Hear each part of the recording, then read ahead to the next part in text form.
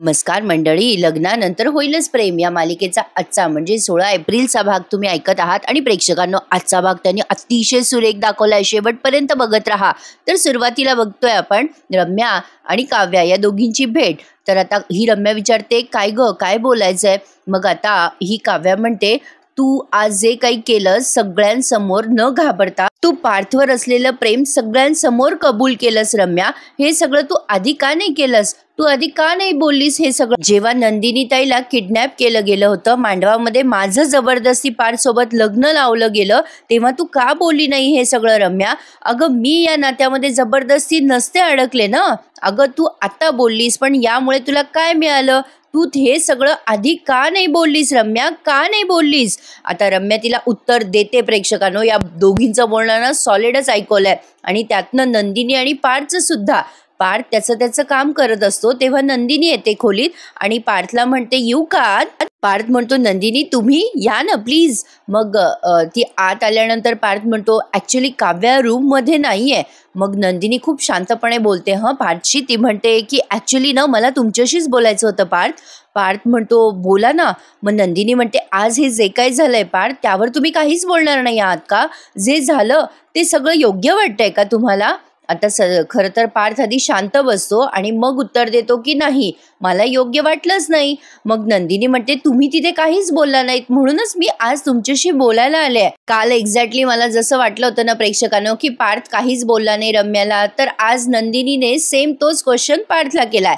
त्यावर पार्थ म्हणतो, प्रत्येक वेळेला आपली नाराजी बोलूनच दाखवावी असं नसतं ना नंदिनी. मग नंदिनी म्हणते, हो बरोबर आहे तुमचं, पण तुमची नाराजी तुमचं न बोलणं. त्यावर नंदिनी म्हणते, पण तुम्ही काही बोलला नाही म्हणून रम्याने त्या गोष्टीचा चुकीचा अर्थ घेतला असेल तर? नाही म्हणजे आपल्या गप्प बसण्याचा समोरच्या माणसाला सपोर्ट वाटत असेल तर? रम्याने या सगळ्याचा चुकीचा अर्थ घेतला तर पार्थ? आता पार्थला थोडं टेन्शन आलंय. नंदिनी जे बोलते ते अगदी योग्य बोलते हे त्याला लक्षात येत आहे. मग नंदिनी म्हणते, हे बघा पार्थ, मला एवढंच म्हणायचंय, दरवेळेला विरोध दर्शवायचा असं नाहीये, पण दरवेळेला गप्प बसायचं असं पण नसतं ना. मग पार्थ म्हणतो, मी रम्याशी या विषयावर बोललोय नंदिनी. मग त्यावर नंदिनी म्हणते, आणि काव्याशी बोललात? हे बघा, आज जे काही झालंय ना त्यामुळे काव्याला काय वाटत असेल ना, तुम्ही विचार पण करू शकत नाही. काव्याला आधीच हे लग्न मान्य नाहीये आणि हे असं काही समोरून तिला दिसलं तर 2 पावलं पुढे जाण्याच्या ऐवजी ती 4 पावलं मागे येईल पार्थ. पार्थ म्हणतो, असं काही होणार नाही. त्यावर नंदिनी म्हणते, हे बघा पार्थ, आत्तापर्यंत तुमच्या लक्षात आलंच असेल की काव्या खूप मनस्वी मुलगी आहे. तिला ज्या पद्धतीने लग्नाला उभं केलंय ना, त्या ट्रॉमामधून, त्या धक्क्यामधून ती सावरलीच नाहीये. आणि त्यानंतर तिला असं कळलं की या घरात अशी एक मुलगी राहते की जिचं तुमच्यावर अजूनही प्रेम आहे, तर ती हसत हसत तुमचं नातं रम्याला सोपवेल. आता त्यावर पार्थ म्हणतो नंदिनीला की तुम्ही काळजी करू नका, असं कधीच होणार नाही आणि मी ते होऊ देणार नाही. आता इकडे बघा, काव्या रम्याला विचारत असते की काय ग रम्या, बोल, तू का नाही सांगितलंस तेव्हा सगळ्यांना? अगं, मी नसते अडकले ना बाई या लग्नामध्ये. आता रम्याने हिला सगळा तिचा भूतकाळ सांगितलाय. प्रेक्षकांनो, रम्या म्हणते, तू काय बोलते सगळं काव्या? मी सांगितलं नाही. अगं, मी तर फक्त पेपरमध्ये बातमी द्यायची बाकी होते. मी रम्या शितोळे, पार्थ देशमुखवर माझं जीवापाड प्रेम आहे, माझं पार्थशी लग्न करून द्या. अगं, असं ओरडून ओरडून सांगत होते ग मी सगळ्यांना, आणि तू म्हणतेस की मी सांगितलं नाही? तुला काय माहिती ग काव्या, काय काय झालंय माझ्या आयुष्यात? अगं, माझ्या पार्थसाठी, माझ्या प्रेमासाठी मी 2 वेळेला जीव द्यायचा सुद्धा प्रयत्न केलाय. आता हे सगळं ऐकून काव्याला धक्का बसलाय. आता ही रम्या म्हणते, मला जेव्हा कळलं ना काव्या की पार्थ एंगेजमेंटसाठी तयार झालाय, तेव्हा गोळ्या खाऊन मी स्वतःला संपवायचा प्रयत्न केला होता. आता या काव्याला एंगेजमेंटचा दिवस आठवतो, ज्या दिवशी नंदिनी आणि पार्थची एंगेजमेंट झाली होती ना, त्या दिवशी पार्थ गेला होता ना एंगेजमेंटमधून, ते सगळं आठवलंय. आता रम्या पुढे सगळं सांगते, अगं पण मला कोणीच मरू दिलं नाही ग त्या दिवशी. ज्या दिवशी एंगेजमेंट होती ना, त्या दिवशी माझ्या आईने मला खोटं बोलली आणि मला फार्म हाऊसवर घेऊन गेली. घरातल्या कोणीच मला सांगितलं नाही की पार्थचा साखरपुडा आहे. सगळे माझ्यापासून ही गोष्ट लपवून ठेवत होते काव्या. अगं, तिकडे फार्म हाऊसवर गेल्यावर मला कळलं की पार्थची एंगेजमेंट आहे. मग मला खूप मोठा धक्का बसला होता काव्या. मी काय करणार होते सांग ना? अगं, मला तो धक्का सहन झाला नाही ग. तेव्हा मी दार बंद करून स्वतःला पेटवायचा प्रयत्न केला. आता काव्याला हे ऐकून तर हादराच बसलाय. आता काव्या म्हणते, बापरे रम्या, काय बोलतेस? रम्या म्हणते, हो, मी स्वतःला जाळून घेत असताना पार्थ तिथे आला होता. खिडकीची काच तोडून तिथे आला होता तो आतमध्ये. त्याच्या हाताला तेव्हा लागलंच ग. तेव्हा पार्थच्या हाताला जखम सुद्धा झाली होती. खूप लागलं होतं त्याच्या हाताला आणि रक्तबंबाळ झाला होता त्याचा हात. मग आता काव्याला त्या दिवशीचं सगळं व्हिज्युअलाइज होतं. ती रम्याला म्हणते, काय त्या दिवशी पार्थ एंगेजमेंट सोडून गेले होते? त्या दिवशी तर आम्हाला काकांनी सांगितलं होतं की साईटवर ॲक्सिडेंट झाला. म्हणजे ते सगळं खोटं होतं? मग रम्या म्हणते, हो, ते सगळं खोटं होतं आणि ते सगळं जे झालं ना ते हे होतं. आता हे सगळं ऐकून काव्याला मोठा धक्का बसलाय. प्रेक्षकांनो, आता बघा, या दोघींचं डिस्कशन दाखवलंय आणि एकीकडे नंदिनी आणि पार्थचं डिस्कशन दाखवलंय. नंदिनी खूप सेन्सिबलपणे बोलते पार्थ सोबत. आता नंदिनी म्हणते, खरंच तुम्हाला असं वाटतंय? पार्थ म्हणतो, हो, असं नाही होणार. मग नंदिनी म्हणते, तुम्हाला जर खरंच तुमचं आणि काव्याचं नातं वाचवायचं असेल ना, तुम्हाला हे लग्न वाचवायचं असेल, तर तुम्हाला शांत बसून चालणार नाहीये. अहो, ही तीच रम्या आहे. ही रम्या असंच मंगळसूत्र घेऊन माझ्या आनंद निवासला पण आली होती. तुम्हाला ते आठवतंय ना पार्थ? आता पार्थला त्या सगळ्या गोष्टी व्हिज्युअलाइज होतात. तो नंदिनीला छान उत्तर देतो. तो म्हणतो, हो, मला सगळं आठवतंय. त्यावेळेला सुद्धा मी रम्याच्या प्लॅनला बळी नव्हतो पडलो. मी तिथे येऊन तुम्हाला माझ्या प्रामाणिकपणाची खात्री पटवून दिली होती आणि तुम्ही सुद्धा समंजसपणे हे प्रकरण हाताळलं होतं. आता नंदिनीला ना, प्रेक्षकांनो, बरोबर माहिती आहे तिची बहीण कशी आहे आणि ती एक्झॅक्टली पार्थला बरोबर समजावून सांगते. ती म्हणते, हे बघा पार्थ, त्यावेळेला ती परिस्थिती जशी मी हँडल केली तशाच पद्धतीने काव्या ती परिस्थिती हँडल करणार नाही. अहो, माझी काव्या पूर्णपणे वेगळी रिॲक्ट होईल.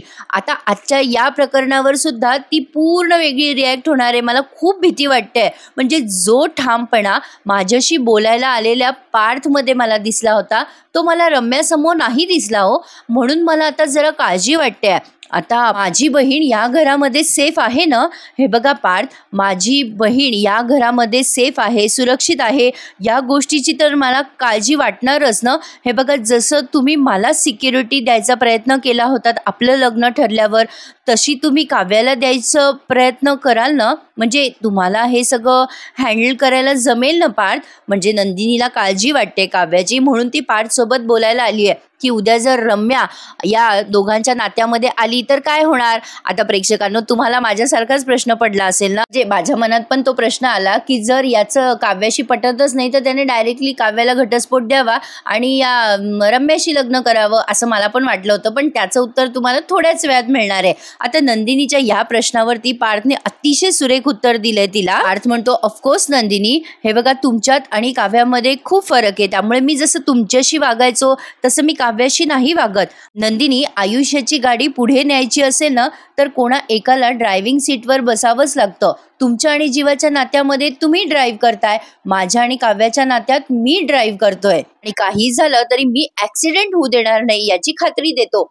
आता हे सगळं ऐकून नंदिनी थोडीशी आश्वस्त होते. मग पार्थ म्हणतो, आणि काव्या आता माझी बायको आहे, त्यांच्याशी कसं वागायचं, काय वागायचं हे मला चांगलंच माहिती आहे. त्यावर नंदिनीचे हे असे एक्सप्रेशन्स होते. आता पार्थ म्हणतो, तुम्ही काळजी करू नका नंदिनी, काय आहे ना, या वेळेला मी तुम्हाला निराश करणार नाही, या गोष्टीची मी तुम्हाला पूर्ण खात्री देतो. नंदिनी म्हणते, सॉरी तुम्हाला माझा राग आला असेल. पण आता पार्थ म्हणतो, मला अजिबात राग आलेला नाहीये तुमचा. मला माहिती आहे ती तुमची बहीण आहे, तुम्हाला तिची काळजी आहे, पण ती आता तुमची फक्त बहीण नाहीये, त्या आता काव्या पार्थ देशमुख आहेत. आणि आता हे सगळं ऐकल्यावर नंदिनीच्या चेहऱ्यावर मोठी स्माईल आली आहे की चलो, मेरी बहन सेफ आहे. आता पार्थ म्हणतो, काव्या माझी बायको आहे, आता माझ्या बायकोची काळजी घ्यायला मी खंबीर आहे, तुम्ही त्याची काळजी करू नका. या दोघांमध्ये किती छान नातं तयार झालंय ना प्रेक्षकांनो. जरी यांचं लग्न मोडलं असेल तरी दोघं अतिशय सेन्सिबलपणे बोलतात एकमेकांशी. तर नंदिनी म्हणते, थँक्यू सो मच, मला हेच ऐकायचं होतं तुमच्याकडनं. तुमच्याशी जेव्हा थेट बोलले तेव्हा माझ्या शंका आता गेल्यात, त्यामुळे येते मी, असं म्हणून नंदिनी आता पार्थला स्माईल देते आणि निघून जाते. नंदिनीला आता खात्री पटली आहे की तिची बहीण एका चांगल्या लाईफ पार्टनरला मिळालेली आहे. म्हणजे तिच्या बहिणीचा लाईफ पार्टनर अतिशय बेस्ट आहे, हे तर तिला आधीपासून माहीतच होतं, फक्त आता तिची खात्री पटली आहे. तर बघा, आता पार्थ काव्याचं आणि त्याचं नातं कसं पुढे नेतो. आता इकडे या रम्याने तिचं कपाट दाखवलं बाबा या काव्याला, एवढी ही एकटीच राहिली होती कपाट दाखवायची. राहिलं नंदिनीलाही दाखवून द्यायचं असतं म्हणा. तर रम्या तिची लव्ह स्टोरी सांगते काव्याला आणि म्हणते, अगं अगं मी एक मंदिर सोडलं नाही ग जिथे जाऊन मी प्रार्थना केली नसेल. अगं मी प्रत्येक देवाला जाऊन पाया पडायची, देवाला प्रार्थना करायची की देवा माझं आणि पाठचं लग्न होऊ दे. देवासमोर मी नेहमी दिवे लावायची ग. आता हे सगळं काव्याला आठवतं ना की त्या मंदिरात सुद्धा रम्या आली होती वगैरे वगैरे, आणि आता तिला तिचं प्रेम आठवतंय.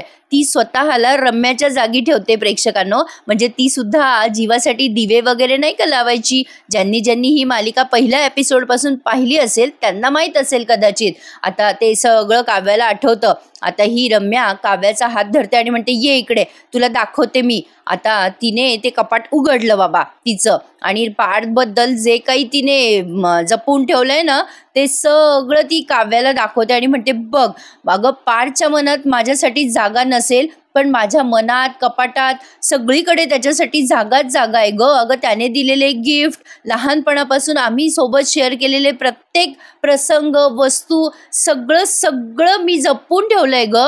अगं त्याने कामासाठी पाठवलेले व्हॉइस मेसेजेस सुद्धा मी प्रेमाचे मेसेजेस म्हणून जपून ठेवलेत ग काव्या.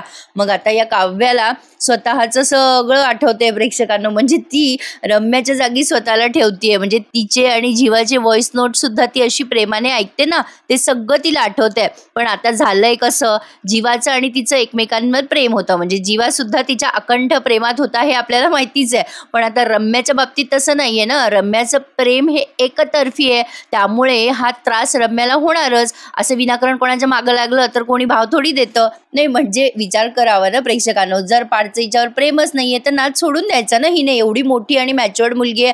असं प्रेम कधी एकतर्फी होत नसतं. त्या एकतर्फी प्रेमामध्ये फक्त आत्मक्लेश मिळतो, आणि जो रम्याला मिळतोय, जगात असं कोणीतरी असतं जे आपल्यावरही प्रेम करतं. रम्यालाही मिळेल, पण तिने जरा वाट बघावी ना. पण असो, रम्याला काही शांतता नाहीये असो. तर आता रम्या सांगत असते काव्याला, अगं तुला माहिती नाहीये ग, मी वेड्यासारखं प्रेम केलंय ग पार्थवरती. तू कधी केलंयस का ग कोणावर असं वेड्यासारखं प्रेम? गनिमत ती काव्या काही बोलली नाहीये.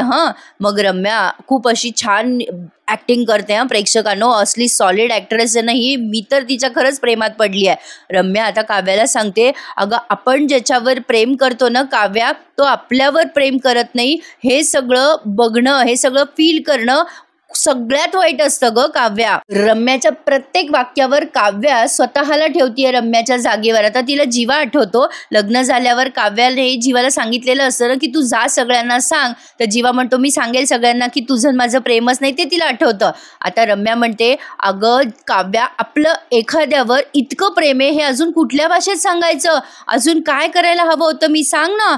मग आता काव्या म्हणते, अगं बाई तू हे सगळं आमचं लग्न लागायच्या आधी सांगायला पाहिजे होतं ना. तू का नाही बोललीस तेव्हा तू? मग रम्या म्हणते, अगं कारण रागाच्या भरात मी तिथून निघून गेले होते काव्या. अगं आपलं ज्याच्यावर प्रेम आहे त्याचं लग्न स्वतःच्या डोळ्याने बघणं म्हणजे स्वतःचं मरण बघण्यासारखं असतं काव्या. तुला नाही ग कळणार. अगं मी नसते बघू शकले ग पार्थचं लग्न, आणि म्हणूनच मी तिथून निघून गेले. ते तेव्हा चुकलं ग माझं. अगं आज जशी मी हिंमत दाखवली असती तेव्हा जर दाखवली असती ना आणि तुमचं लग्न थांबवलं असतं तर आज असं तुझ्या समोर म्हणजे पार्थच्या बायकोसमोर माझं रडगाणं गायची वेळ नसती आली ग माझ्या समोर. आता असं बोलल्यानंतर काव्या या सगळ्या गोष्टींचा विचार करायला लागते. रम्या खूप रडत असते. आता काव्या तिला एक आधार देते तिच्या पाठीवर हात फिरवून की रम्या रडू नकोस. आता या दोघी समदुःखी झाल्या ना प्रेक्षकांनो. असं म्हणजे मी हसत नाहीये यांच्या प्रेमावर, पण बालिशपणा असतो सगळ्या प्रेक्षकांनो. आता म्हणजे कसं आहे, प्रत्येकाच्या वयानुरूप प्रत्येकाचे विचार वेगवेगळे असतात ना, तसंच काहीसं असं आहे. आता जो विचार मी करतेय तोच विचार थोडीच एखादी 20 वर्षाची मुलगी करेल असं नसतं. तर असो. तर आता काव्या म्हणते, अगं मी समजू शकते ग तुला किती त्रास होतोय. मग रम्या म्हणते, तुला काय कळणार ग, तुला काय समजतंय माझं दुःख सांग. म्हणजे माझ्यासारखं जीव तोडून प्रेम केलंयस का कधी तू कोणावर? काव्या तू कधी नकार पचवलायस नाही ना, त्यामुळे तू माझं दुःख नाही समजू शकत ग. अगं 25 वर्ष मी स्वतःला विसरून प्रेम केलं ग. अगं त्या माणसाबरोबर दुसऱ्या मुलीबरोबर संसार करताना पाहून किती तडफड होते ना काव्या. तुला नाही ग लक्षात येणार ती तडफड. आता काव्या हे सगळं हेच फेस करतेय. ती थोडीच रम्याला सांगू शकते. मग आता ती काव्या तिला म्हणते, अगं 25 वर्षापासूनचं प्रेम रम्या. अगं 25 वर्ष असो की 1 वर्षाचं प्रेम असो, प्रेम ते प्रेम असतं ग रम्या. आपलं ज्याच्यावर प्रेम आहे ती व्यक्ती दुसऱ्या कोणासोबत संसार करते हे बघून खरंच त्रास होतो ग रम्या, होतो. नाही, मला कळतंय तुला काय म्हणायचंय ते, मला कळतंय रम्या तुझं दुःख. मग रम्या म्हणते तुला नाही कळणार काव्या माझं दुःख, कारण तुझं ज्याच्यावर प्रेम आहे ती व्यक्ती दुसऱ्यासोबत संसार करते हे थोडीच तू बघितलंयस ग काव्या. आता काव्या बाजूला जाऊन विचार करायला लागते या गोष्टीचा, मनातल्या मनात विचार करते काव्या, माझ्याशिवाय तुझ्या मनातलं हे प्रेम कोणालाच कळणार नाही ग रम्या. अगं मी ज्याच्यावर प्रेम करते तो माझ्या बहिणीसोबत संसार करतोय. अगं यापेक्षा जास्ती मोठी दुःखाची गोष्ट काय असणार माझ्यासाठी. कसं सांगू ग रम्या तुला, रोज मी त्याच वणव्यातून जळतीये ज्यातून तू जळतीयस. माझा जीवा माझ्या डोळ्यासमोर संसार करतोय, अगं तेही माझ्या सख्या बहिणी बरोबर. आता एवढंच काय ते हिच्या मनात आलंय आणि तो सगळा राग तिने पार्थवर काढलाय. आता ही काव्या खोलीत आल्या आल्या पार्थ विचारतो की कुठे गेला होतात तुम्ही काव्या. मग काव्या चिडून म्हणते हिम्मत असेल तर ऐका, मी गेलो ते रम्याला भेटायला. आता ही जरा ओरडूनच बोलते त्याच्याशी पार्थची. तेव्हा पार्थ आधी ऐकून घेतो शांतपणे आणि म्हणतो काय, ज्या मुलीचं नाव ऐकायची इच्छा तुमची नाहीये तिच्या रूममध्ये कशाला जायचं, काय काम होतं काव्या, काय बोलायचं होतं रम्याशी तुम्हाला. त्यावर काव्या म्हणते तुमचं आणि तिचं लग्न का झालं नाही ना ते विचारायला गेले होते मी. त्यावरती पार्थ म्हणतो काय काय बोलताय, आर यू सिरियस. त्यावर काव्या म्हणते येस आय एम. रम्या सगळ्यांसमोर तिचं प्रेम कबूल करत होती. तिने सगळ्यांसमोर सांगितलं पार्थ की तिचं तुमच्यावर किती प्रेम होतं काय. अहो आहे तिचं प्रेम तुमच्यावर. अहो आयुष्यभर ती बिना लग्नाची राहायला तयार आहे, ती कोणाशीही लग्न करणार नाहीये असं म्हणालीये ती. याचा अर्थ कळतोय का तुम्हाला. अहो ती लहानपणापासून प्रेम करते तुमच्यावर, गेले 25 वर्ष जीवापाड प्रेम आहे तिचं तुमच्यावर पार्थ. अहो तिने तुमच्या सगळ्या आठवणी पण जपून ठेवल्या पार्थ. तिला सगळ्या तुमच्या आवडीनिवडी माहितीये. तिने तुमच्याकडे बघितलं जरी ना तरी तिला व्यवस्थित कळतं तुमच्या मनात काय चाललंय. तिच्या म्हणजे तुमच्या हसण्यात तिचा आनंद आहे. अशा मुलीशी तुम्ही का नाही लग्न केलं पार्थ, का नाही केलं. त्यावरती हा पार्थ म्हणतो अरे कारण रम्याकडे बघून मला जोडीदाराच्या फिलिंग आल्या नाही म्हणून नाही केलं लग्न मी तिच्याशी. आणि तसंही प्रेम फक्त मला नंदिनीकडे बघून वाटलं होतं. मग काव्या म्हणते मग का नाही थांबलात माझ्या नंदिनी ताईसाठी सुद्धा. मग पार्थ म्हणतो लग्नातली परिस्थिती विसरलात का तुम्ही काव्या. अहो गावकरी जाळपोळाची भाषा करत होते, माझ्या आईच्या डोक्यावर ग्लास फोडला होता. अहो तुमचे आई वडील माझ्या समोर हात जोडून उभे होते. अहो तुमच्या मामाच्या मुलीचं लग्न मोडत होतं म्हणून लग्न केलं आपण, विसरलात का. त्यावर काव्या म्हणते पण त्यावेळेला तुम्हाला रम्यासोबत लग्न करायचा चान्स होता ना पार्थ, मग माझ्याशी कशाला लग्न केलं तुम्ही. हा काव्याचा प्रश्न बरोबर आहे. असो तर आता काव्या म्हणते तुम्ही जर त्यावेळेला त्या रम्याला फोन केला असताना तर ती रम्या धावत पळत आली असती तुमच्याशी लग्न करायला. माझ्याशी कशाला लग्न केलं तुम्ही, कशाला मला बळीचा बकरा बनवलात, का नाही केला तुम्ही रम्याला फोन, बोला का नाही केला. तुम्ही काही एफर्टच घेतले नाही हा पार्थ, तुम्ही डायरेक्ट माझ्याशी लग्न करायला हो म्हणालात. अरे मी या सगळ्यात विनाकारण अडकले ना. तुम्ही जर तेव्हाच त्या रम्याशी लग्न केलं असतं तर तुम्हाला पण एक प्रेमळ आणि सिन्सिअर बायको मिळाली असती ना. रम्याला सुद्धा तिला म्हणजे रम्याला या घराची सवय, तुम्हाला तिची सवय, सगळंच्या सगळं सॉर्ट झालं असतं ना, सुखात राहिले असते ना तुम्ही, कशाला ही चूक घडली असती. रम्याचं म्हणणं काव्याचं म्हणणं ही बरोबर आहे ना प्रेक्षकांनो. आता ती चिडून म्हणते हे बघा पार्थ अजूनही काही वेळ गेलेली नाहीये, तुम्ही सरळ सरळ मला घटस्फोट देऊन टाका आणि त्या रम्याशी लग्न करा बरं. आता खरं तर प्रेक्षकांनो हा सेन्सिबल प्रश्न आहे काव्याचा, म्हणजे जर या दोघांचं पटतच नाही तर घटस्फोट देऊन टाकावा. पण आता पार्थ चिडून म्हणतो तुम्ही काय बोलताय, कळतंय का तुम्हाला काव्या. मग काव्या म्हणते हो मी बरोबर बोलतेय, मी काय बोलते ते समजते मला, काही जेवणावळी उठवायची गरज नाहीये, 500 लोकांना बोलवायची पण गरज नाहीये, सरळ सरळ तुम्ही आणि रम्या आणि तुमचे घरचे, संपला विषय. अहो मीच तुमच्या लग्नाची गाठ बांधून देते ना, मग प्रश्नच मिटला. आता तो पार्थ चिडतो आणि म्हणतो are you out of your mind, काय बडबड करताय तुम्ही, जस्ट स्टॉप इट. मग आता काव्या पुन्हा त्याच्या मागे मागे येते आणि म्हणते हे बघा ऐका पार्थ, ज्या मुलावर म्हणजे ज्या मुलाचा लग्न संस्थेवरती डोळे झाकून विश्वास आहे ना त्या मुलाने खुशाल लग्न करावं. ज्यांना असं वाटतं ना की दोन अनोळखी माणसं एकत्र येऊन त्यांच्या नात्याला संधी देऊन छान बॉन्ड क्रिएट वगैरे करू शकता ना, त्यांनी करावं खुशाल लग्न. मला नाही करता येत तसं, मी तशी नाहीये. मला ना त्या माणसाला आधी ओळखावं लागतं, समजून घ्यावं लागतं, तरच मी त्या माणसाला माझा नवरा मानू शकते. पण आपल्या दोघांमध्ये नाहीये ना तसं काही, आणि हे सगळं कधीच घडू शकणार नाहीये. हे बघा, मी तुम्हाला कधीच नवरा मानू शकणार नाहीये. हा तिढा कधीही सुटणार नाहीये पार्थ. आता तिने सुस्पष्टपणे पार्थला सगळं काही सांगितलंय, त्यामुळे यांच्या नात्यामध्ये थोडी क्लिअरिटी आली आहे. पण आता पार्थ तिला खूप छान समजावून घेणार आहे, आणि जशी ती आहे त्या पद्धतीने, किंवा तिला जसा मुलगा हवाय त्या पद्धतीने तो आता वागणार आहे प्रेक्षकांनो. कारण आता इथून पुढे ना ही मालिका बघायला खूप सुंदर आणि सुरेख होणार आहे. त्यामुळे बघत राहा. लग्नानंतर होईलच प्रेम. तर आज तर त्यांनी या काव्याच्या या वाक्यावरती हा एपिसोड संपवला. ती म्हणते की आपल्यामध्ये बॉन्डिंग कधीच होणार नाही, हा तिढा सुटणार नाही, आणि मी तुम्हाला कधीच नवरा मानणार नाहीये. आता हे सगळं ऐकल्यावर सुद्धा पार्थ आता खूप शांतपणे तिला उत्तर देतो. पण त्यासाठी तुम्हाला उद्याच्या भागाची वाट बघावी लागेल. तुर्तास त्यांनी हा भाग संपवलाय, पण एक झलक ऐकवली आहे त्यांनी पुढच्या प्रोमोमध्ये. पार्थ अतिशय सुरेख उत्तर देतो काव्याला. आता जेव्हा काव्याने त्याला हे ऐकवलंय तेव्हा पार्थ म्हणतो, हे बघा काव्या, नवरा म्हणून तुम्हाला मी मान्य नाहीये, मित्र म्हणून मी तुम्हाला आवडत नाही, ठीक आहे, पण काळजीला तर कुठल्या गोष्टीचं लेबल नसतं ना नात्याचं, न जेंडरचं. आणि माझी ना एक विनंती आहे तुम्हाला, माझी काळजी नका करू कधी. आता असं बोलल्यावरती काव्या त्याच्याकडे बघतच राहते. पार्थकडे. किती छान बोलला ना तो तिला. म्हणजे एका वाक्यात त्याने उत्तर दिले, पण अतिशय सेन्सिबलपणे. आता हे सगळं काव्या कशी एक्सेप्ट करते ना ते बघणं छान सुरेखच ठरणार आहे. तर बघा, आता या मानिनी ताई संतापल्या ना, आता त्यांच्यातली आई जागी झाली आहे. आता त्यांनी काय केलं, त्या काव्याच्या खोलीत गेल्या आणि त्या पार्थने दिलेले सगळे गिफ्ट आणि ते सगळं फेकून दिले त्या कपाटातलं. आता ती रम्या त्यांच्या मागे मागे जाते आणि म्हणते, अगं मामी काय करतेस तू, माझ्या कपाटाला नको ना हात लावू. मानिनी ताई म्हणतात, आज तू जे काही केलंस ना रम्या, असं वाटतंय की 2 तुझ्या मुस्काटात लगावून द्याव्या. अगं तुला शेवटची वॉर्निंग देते मी,